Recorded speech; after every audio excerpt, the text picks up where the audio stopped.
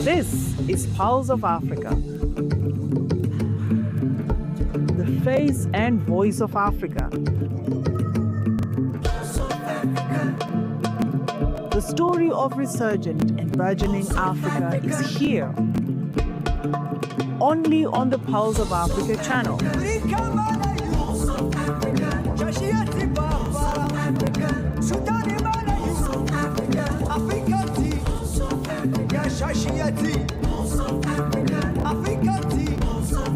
Pulse of Africa, the face and voice of Africa.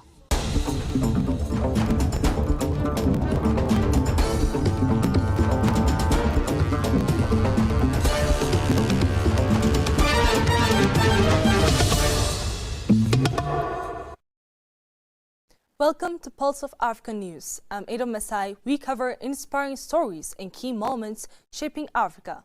We'll start with successful eradication of Marburg virus disease from Ethiopian borders.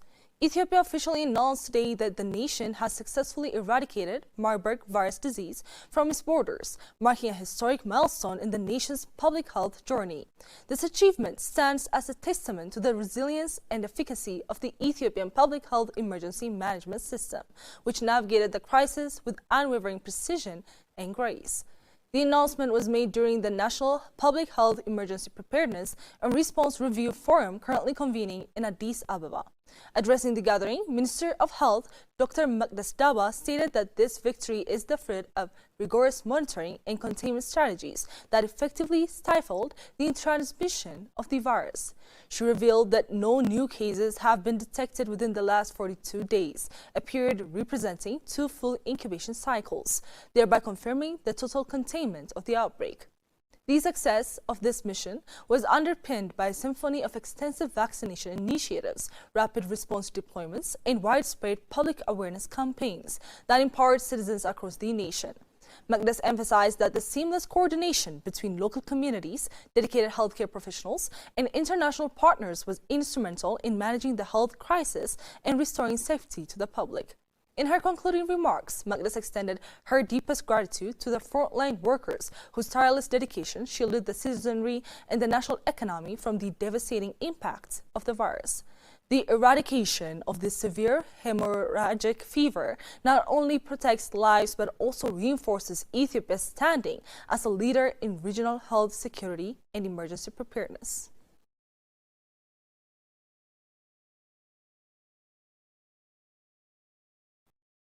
A regional emergency response team from the South African Development Community, SADC, has arrived in Mozambique to assist with relief efforts after severe floods affected more than 650,000 people, the bloc said on Sunday. The multidisciplinary team, including experts in logistics, search and rescue, public health, communications, and civil-military coordination, arrived and was integrated into Mozambique's national humanitarian coordination system to support recovery operations, a SADC statement said. According to the SADC, Gaza province has been the hardest hit, with nearly 392,000 people affected and 4 deaths reported. Maputo province and Maputo city have reported 3 and 1 deaths, respectively, while Sofala province has reported 4 deaths, bringing to the national toll to at least 12. Mozambique is highly vulnerable to extreme weather events, including floods and cyclones, due to its long Indian Ocean coastline in major river systems. Seasonal heavy rains frequently lead to flooding, particularly in low-lying areas, disrupting livelihoods and damaging infrastructure.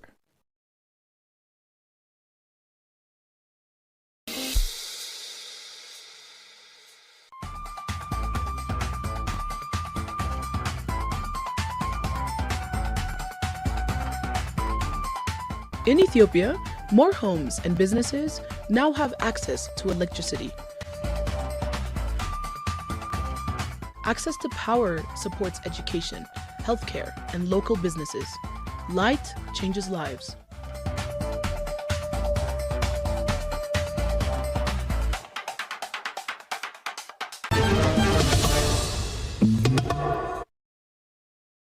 The World Bank Group WBG and the Qatar Fund for Development, QFFD, have signed a Memorandum of Understanding aimed at strengthening strategic cooperation to deliver innovative and sustainable development solutions globally, including expanding access to electricity in sub-Saharan Africa.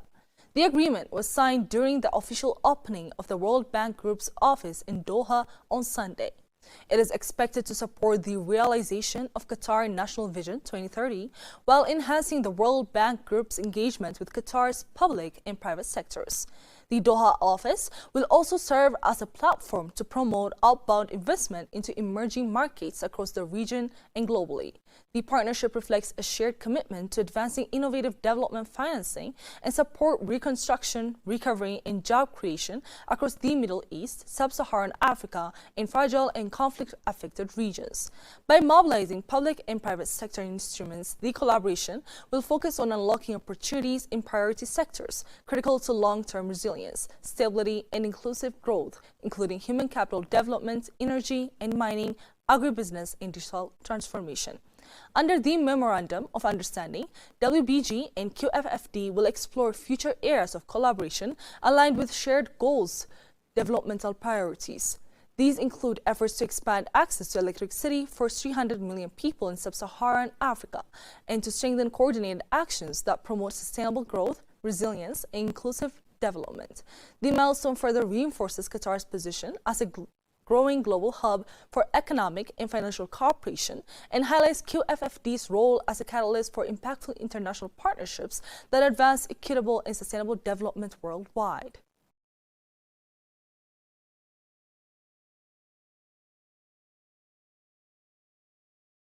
The first international conference on the rule of law and alternative dispute resolution, ADR, for sustainable peace and development has successfully concluded in Bahir Dar after 2 days of high-level deliberations. Jointly organized by the Amhara Region Supreme Court and Bahir Dar University, the conference highlighted ongoing justice reform programs in the region, shared global experiences, and drew lessons from other countries in advancing justice, conflict resolution, and sustainable development. The event served as a key platform for knowledge exchange and collaboration, reinforcing Ethiopia's commitment to strengthening legal frameworks and alternative dispute resolution mechanisms as essential pillars for peace and development. The conference was opened by Deputy Prime Minister Temesgen Turune and brought together senior government officials, policymakers, academics, justice practitioners, community leaders, and development partners. In a closing statement, Alaman Tagedo, President of the Amhara Regional Supreme Court, noted that the conference demonstrated Ethiopia's determination to prioritize dialogue over division and justice over grievance, even in challenging circumstances. The International Conference on Rule of Law and Alternative Dispute Resolution Mechanisms for Sustainable Peace and Development brought together policymakers, scholars, practitioners, community leaders, and partners to reaffirm a shared conviction that lasting peace is built not only through laws and institutions, but through trust, reconciliation, and justice that reaches the people where they live. The discussion reflected a clear consensus in Ethiopia, and particularly in the Amhara region. Strengthening the rule of law requires a justice system that is accessible, culturally grounded, and responsive to post-conflict realities. Alternative dispute resolution mechanisms rooted both in modern legal frameworks and long-standing community practices are essential to easing the burden on courts, restoring social cohesion, resolving economic and communal disputes, and supporting national dialogue and transitional justice. Participants reaffirmed a shared conviction that lasting peace is built not only through formal laws and institutions, but also through trust, reconciliation, and people-centered justice. Discussions underscored the importance of strengthening the rule of law through an accessible, culturally grounded, and post-conflict responsive justice system, particularly in the Amhara region. The conference emphasized that alternative dispute resolution mechanisms, including mediation, arbitration, conciliation, negotiation, and community-based and customary justice practices play a vital role in easing court burdens, restoring social cohesion, resolving communal and economic disputes, and supporting national dialogue and transitional justice. When formal and customary systems work side by side, justice becomes not only more efficient, but more legitimate and more enduring. Participants emphasized that the various commitments of alternative dispute resolution, including mediation, arbitration, conciliation, negotiation, and community-based and customary justice mechanisms, serve as practical instruments for advancing the rule of law and sustainable development. By offering timely, fair, participatory avenues for resolving disputes, these mechanisms promote legal certainty, reduce conflict, strengthen social cohesion, and create a stable environment for economic recovery and investment. It was highlighted that when ADR mechanisms are guided by clear legal frameworks and human rights principles, they enhance legal certainty, accountability, social cohesion, and create a stable environment for economic recovery and investment. The integration of formal legal systems with customary practices was identified as crucial to ensuring justice that is both efficient and legitimate. Alamanta Gado expressed appreciation to Deputy Prime Minister Temasgen Truneh and Amhara National Regional State President Aragga Kabede for their leadership, noting that their participation underscored the national significance of the conference. He also commended Bahar Dar University for its partnership and co-organization of the event, recognizing the important role of academic institutions in advancing justice reform and peace building. The conference concluded with a strong message of optimism, affirming that through justice that heals, inclusive institutions, and a shared commitment to reconciliation and development, the Amhara region and Ethiopia as a whole can move toward a future defined by peace, stability, and opportunity.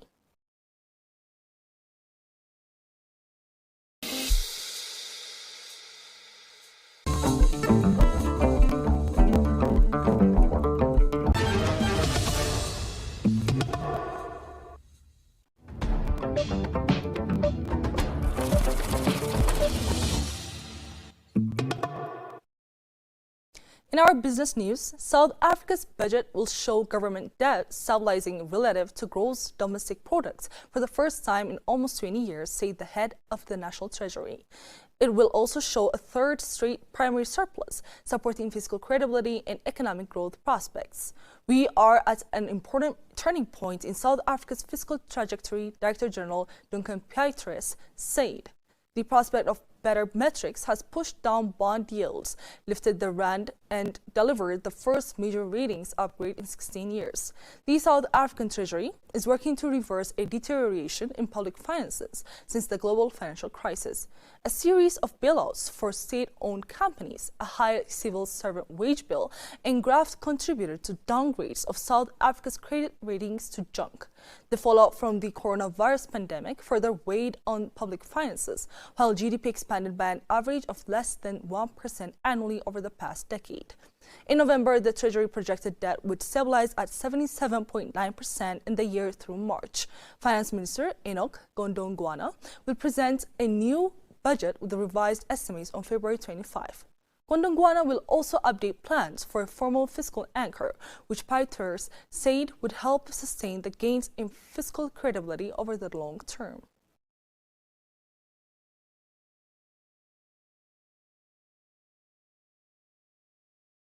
Shares of gold miners jumped in pre-market trading on Monday as bullion prices surged to a record high of $5,100 an ounce, extending a historic rally driven by safe haven demand amid geopolitical uncertainties and market volatility. Gold rose about 64% in 2025, its steepest annual increase since 1979, fueled by U.S. monetary policy easing, robust central bank buying, and investor inflows into ETFs as a hedge against global policy risks and macro uncertainty. A low interest rate environment and economic uncertainty traditionally favor non-yielding assets such as gold. Bullion prices have set a consecutive record peaks over the past week and have already risen more than 18% this year. A higher gold price environment typically boosts miners' revenues and margins, strengthens cash flows and balance sheets, and gives companies more room to fund expansion, dividends, or debt reduction. Top miner Newmont rose 4.4%, and U.S.-listed shares of Barrick Mining climbed 3.8%. U.S.-listed shares of South African miners Gold Fields, Anglo Gold, Ashanti Harmony Gold, and Sibanye Stillwater were up between nearly 2% and 4.3%.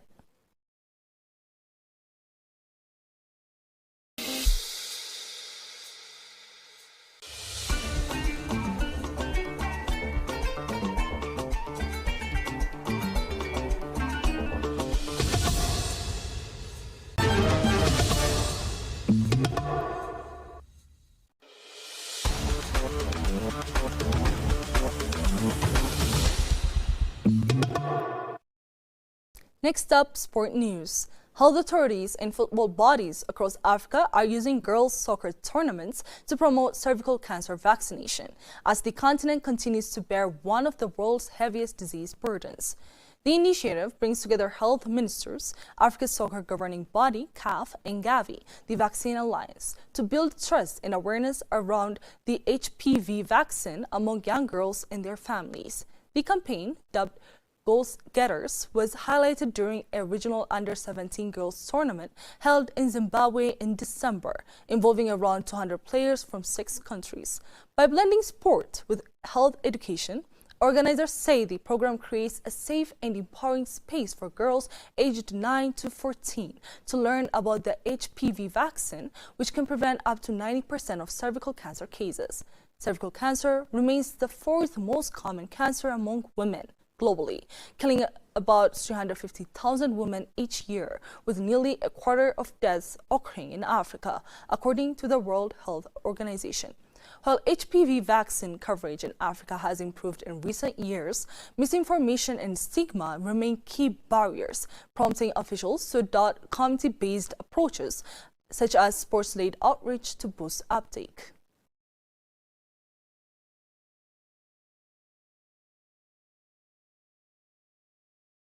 Let's take a look at the weather forecast across Africa.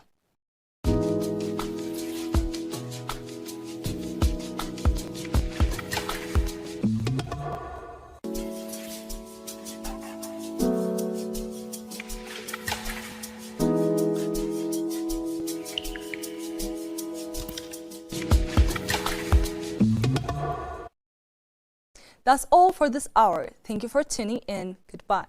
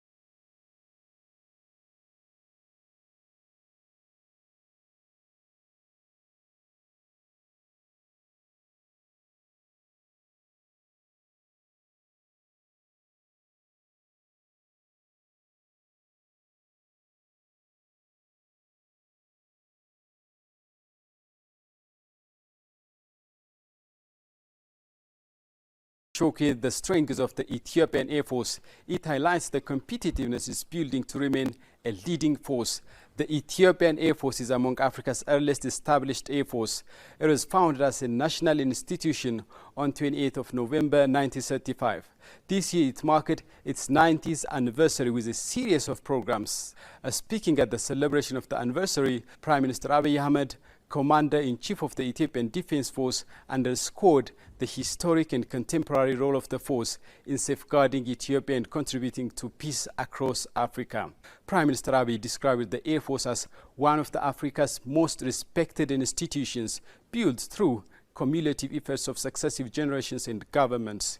He noted that the Ethiopian Air Force at present stands stronger than at any point in its 90-year history. The anniversary program highlighted a range of national and international events, among them with an air show that demonstrated the excellence of Ethiopian Air Force. The show, titled the Black Lion Air Show 2026, was held under the theme "Where the Lions Rule the Sky." The air show, which was attended by Ethiopian Prime Minister Abiy Ahmed, featured aerial performances, advanced fighter jets and aircraft from the Ethiopian Air Force alongside international participants. Pulse of Africa has gone to the Ethiopian Air Force for in-depth coverage of the 90th anniversary of Ethiopian Air Force. Air shows are not entertainment. Air shows ignite national imagination. They inspire cadets to dream, students to innovate, and the citizens to believe in a nation's technological future. They are a strategic instrument demonstrating state capability, national pride, and international relevance. We honor our past, we command the present, we shape the future. To the representative of aviation and aerospace companies, this event is a landmark. The aircraft that paint the sky today are not only platform of performance. They represent pathways to industrial transformation, joint venture, training, and partnerships, infrastructures, development, and the integration of fourth and the fifth generation air capability. To the planners, pilots, ground crews, technicians, logistics, safety officers, and exhibition coordinators, your precision and dedication allow the world to witness Ethiopian excellency. The professionalism we will see in the sky today is built on your sleepless nights, your technical mastery, and your unbreakable commitment to duty. To our international partners, your participation strengthens bond and shapes a shared vision of African that is secure, connected, and aerospace capable. Thank you for honoring Ethiopian on this historic anniversary. Enjoy the show. Ladies and gentlemen, this is the Black Lion Air Show where the lions rule the sky. Please enjoy the formation, the box type of formation. The Group 120, especially the G120 turboprop variant, a modern turboprop trainer, offers strong performance with advanced avionics, enabling seamless pilot progression from basic to advanced training. Historically, Ethiopia has preserved its territorial integrity and national sovereignty from foreign aggressors, and that makes the country one of the oldest independent nations in Africa. Throughout much of its modern history, Ethiopian Air Force has played a pivotal role in defending the country from external threats. In particular, Ethiopian Air Force has successfully safeguarded the country's airspace from external attacks. And of course, Ethiopian Air Force has conducted successful operations beyond the country's borders. Today, Ethiopian Air Force is celebrating its 90 years anniversary under the theme, Ethiopian Air Force, a symbol of freedom and unity.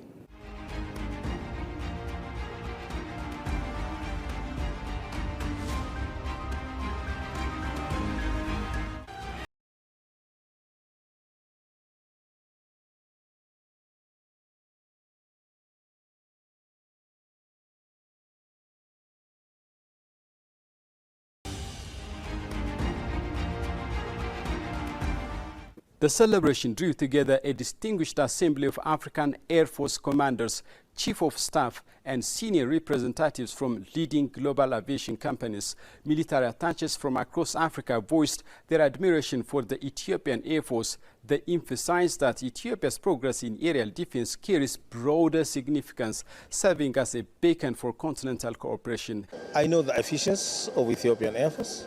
I also know what they are doing during the performance. That's why we brought our students to be trained here in Ethiopian Air Force. Ethiopian Air Force is very strong. They are very capable on industrial departments, also in pilot courses, technicians. Myself, as a representative from Tanzania, really appreciates, and my country agree about that. That's why we brought our students here to train in Ethiopian Air Force. First and foremost, I would like to start by warmly congratulating the Ethiopian Air Force for the 90th anniversary of existence and development. I am very privileged and I'm very humbled because this is my second time now I'm visiting the Ethiopian Air Force, and wholeheartedly my impression is that the Ethiopian Air Force is really developing. It is really advanced. The avionics, the engineering aspects, and all the aspects of aviation and the industry. The Ethiopian Air Force is doing very well. I have seen a lot of the assets, the air assets that the Ethiopian Air Force has. I've also had the opportunity to visit the maintenance department and even the avionics department. It's very impressive, and what I like most about it is the aspect of self-reliance. I've seen a lot of maintenance of aircraft. I've seen a lot of modification of aircrafts, and even general service and maintenance of aircraft. I've seen that being done by the Ethiopian Air Force, and it's very impressive. So I think the Ethiopian Air Force is actually doing very well and developing very rapidly. I think the Ethiopian Air Force is basically one of the leaders in the industry in Africa. So really appreciate it. Step by step, I saw that the Air Force improve the capacity and asset to show their determination to become a big country as Air Force, for a good example for African countries. If we come to see you, to greeting you and meet with you, is meaning that we want to create some kind of collaboration, maybe to give you some advice or to take the advice from you. It's an exchange. I think it's a good thing. Thank you very much. What I have seen that Ethiopian Air Force have done in the past, and is also continuing doing, is to enhance the capability of itself and also the African Air Force's capability through the collaboration which they have. With each 90th anniversary, it shows that the Air Force, if you manage it very well, and there is a proper management and cooperation among itself and the different cooperation among different nations, the Air Forces can go far. So with this initiative that the Ethiopian Air Force is doing is very much important. It's welcomed by many of us, and Namibia is in cooperation with the Ethiopian Air Force in support of its work that it's doing, especially in terms of aviation.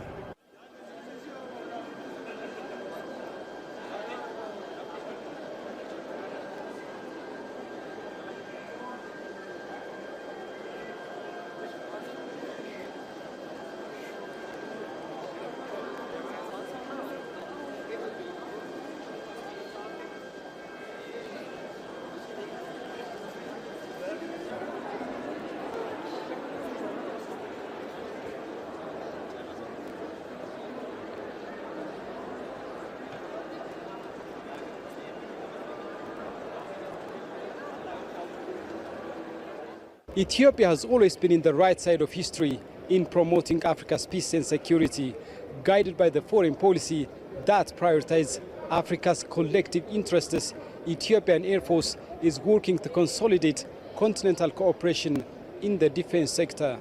Actually, when we are talking about the air, how to defend our air, it's not air. There is air territory for the Ethiopian, air territory for Kenya, air territory for Tanzania and other countries as well. But once we collaborate all together, it will be easy for all of us to look for how to defend the African air territory. We had a very good cooperation with the Ethiopian Air Force. It was since before, but we try to strengthen our relation on since 2020. By now, when I'm talking here, I was also as a defense attaché for 5 years almost in Ethiopia. I used to communicate with the defense, Ministry of Defense, International Relations, and I also used to make a very good cooperation with the Ethiopian Air Force. And we have also, in this cooperation, we have our students in the Ethiopian Air Force as a trainee for pilots courses. And we also have another slots to bring another students in the different departments in the Ethiopian Air Force. By then, when we are looking at Defense University, also we have a very good cooperation because we have another students. It's about more than 35 students. They are still in other colleges, Mulegetabuli and others. I really thank Ethiopian for giving me an opportunity to my country to bring more students here and to make a very good cooperation. Africa as a continent is facing a lot of peace and security challenges. There are many, almost in all the regions of Africa, there are peace and security challenges. And I think from what I've seen in Ethiopia, I think the Ethiopian Air Force we can learn a lot. All African countries, including my own country of Botswana, where I come from, I think there is a lot that we can learn from the Ethiopian Air Force. There are lots and lots of opportunities for collaboration and working together, whether it's in aviation training, whether it's in engineering, maintenance. There are lots and lots of opportunities that I see that African countries in general can have, and also have very mutually beneficial relationships between African countries and the Ethiopian Air Force and the entire federal government of the Republic of Ethiopia. I think there are lots of opportunities, there's a lot to learn, and there's a lot of advancement and sharing and development that can be done together. You can't achieve peace and security if you are standing on your own alone. When you cooperate with other forces, that's the only way how you can address and maintain the peace in Africa, let alone in the whole world. When you cooperate in aviation, especially at air forces are very important because air forces are the force multiplier. Without air forces, it will be very difficult to address some of the peace initiatives that the African Union wants to do. Therefore, with the cooperation that Ethiopian Air Force wants to do with the rest of the African Air Forces, it will only enhance the capability of the African Air Forces, especially when it comes to maintaining peace and security in Africa. Also, it will help the African standby force to become one of the forces that can be implemented in one go. How? Because air forces are what we mean a reach. They can reach anywhere, anytime, in a fast way. Therefore, if air forces they can cooperate and collaborate, it will only be helpful to maintain peace and security in Africa. The Aviation Expo 2026 was also organized as part of the celebrations marking the 90th anniversary of the Ethiopian Air Force. Ethiopian Prime Minister Abiy Ahmed has underscored the importance of the Aviation Expo 2026 in strengthening Ethiopia's role as a leading aviation hub on the African continent. Pulse of Africa attended the expo and engaged with exhibitors through insightful interviews.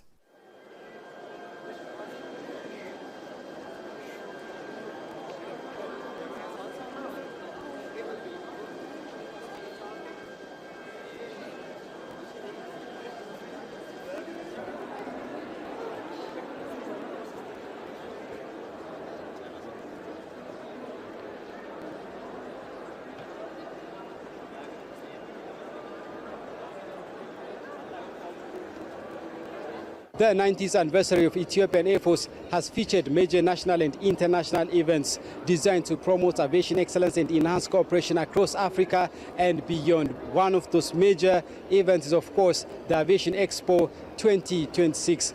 The expo has spotlighted cutting-edge infrastructures that can enhance safety standards, aviation infrastructure, and operational excellence. We made a decision a year ago to explore entering the African market, which we had neglected for many years. And actually the meeting with Ethiopia has proven to be of great benefit in providing us access not only to Ethiopia, but at this forum to many African countries. And Ethiopia is obviously seen as a technology hub and a capabilities hub by many African countries. So I think that establishing a deeper relationship with Ethiopia and the Ethiopian Air Force is central to our African strategy. And certainly this event, the Future African Air Forces Forum, has proved to be really beneficial. We've had excellent interactions with many African countries. And I've been very impressed at the effort that the Ethiopian Air Force has done on this occasion. Of course, congratulations to the Ethiopian Air Force on its 90th anniversary. We work with almost all the programs of the Indian Defence and Aerospace, be it concerning aircraft or missiles or bombs or UAVs. So our main focus is to bring in technology, develop it within the country so that our dependence on imported equipment is reduced drastically. That's exactly what we have been doing. So today if you see any flight vehicle like an aircraft or a missile or a bomb or a UAV which is developed within the country, the testing of these flight vehicles is being carried out from within the country thanks to the products that we have here. And similarly, we have made a lot of products which replace the imported product with the indigenously available product today, totally eliminating the dependence on the imported products anymore. Now, this is exactly what I've come here and on the invitation of the Ethiopian Defense. We see a lot of opportunities here because predominantly this country has been relying on, like all the other countries of the world, has been relying on imports. But what we bring is a very refreshing proposal where we are not asking Ethiopia to import the products which we have indigenized, but we are offering the technology to be developed locally. So we believe that many of the requirements that you have in terms of maintenance of aircraft, in terms of operations of the aircraft, in terms of newer equipment, keeping in mind the fact, for example, the drone technology is taking off in a big way. We can help you in building it right here in Ethiopia. As you can see, the heart of a drone, which is an aero engine, is right there with us. So this can power medium altitude, long endurance UAV with capabilities for reconnaissance and also for carrying payloads for combat. So this is my first time in this air show, Ethiopian Air Force Air Show. We are really impressed. Thank you with the setup and everything. It's been really fruitful 2 days. We had a conference and a drone show yesterday, which was very impressive. And today we had the air show with the several aircrafts. That was very interesting. It was my first time as well, so I'm impressed. And I'm proud to be Ethiopian with such a legacy air force. And the show was impressive. So yeah, when it comes to ourselves, we are a small air charter company doing medevac and on-request flights, basically charters. So we are a new and upcoming company, and we're happy to be here. Once in a while, it's good to meet the industry leaders and what's happening, new technology. We have seen several companies here displaying their products. It's also important to network. So this is where there are many companies giving services to aircrafts and selling products. So we've really benefited from this expo because we've met some companies that are delivering services, and this is what we're looking for. So I'm pretty sure everybody is gaining something out of it, and we really encourage the expo to be done annually, perhaps. And this concludes our weekly PON Dips, where we highlighted the 90th anniversary of the Ethiopian Air Force. Thank you for joining us, and we look forward to welcoming you in our next edition. Goodbye for now.